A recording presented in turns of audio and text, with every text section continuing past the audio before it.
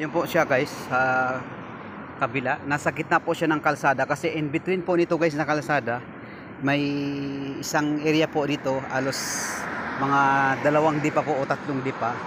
Ito po ay taniman po ng mga dates at mga bulaklak at kasama na po dyan yung mga bermuda. Kung sa atin ay parang Carabao grass po. Yan. Yan po, bawat puno po na dates dito, masyadong inaalagaan po, mas masyadong pinapriority po ng government po. Umaga't hapon, dinidiligan. Talagang may mga nakatuon po, may mga nakabantay po dito. May mga nagdidilig para linisan yung gilid niya, paligid niya. Kaya iba po talaga dito yung pamamahala po ng gobyerno. Talagang masyado po nila iniingatan yung kalikasan. Napakaganda po dito talaga. Kaya nakaka-proud kahit po hindi po gaano kalakihan yung kinikita. Ang importante po yung kasiguraduhan po dito dahil halos lahat po ng tao dito may mga disiplina. Yan guys, yan tawagin na po natin siya.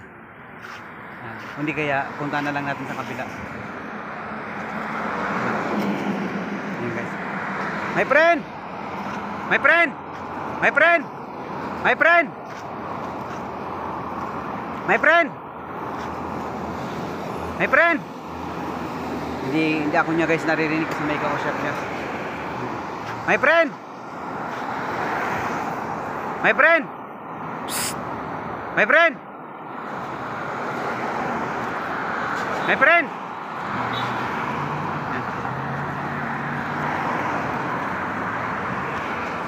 May dalawa rin pong Pakistani.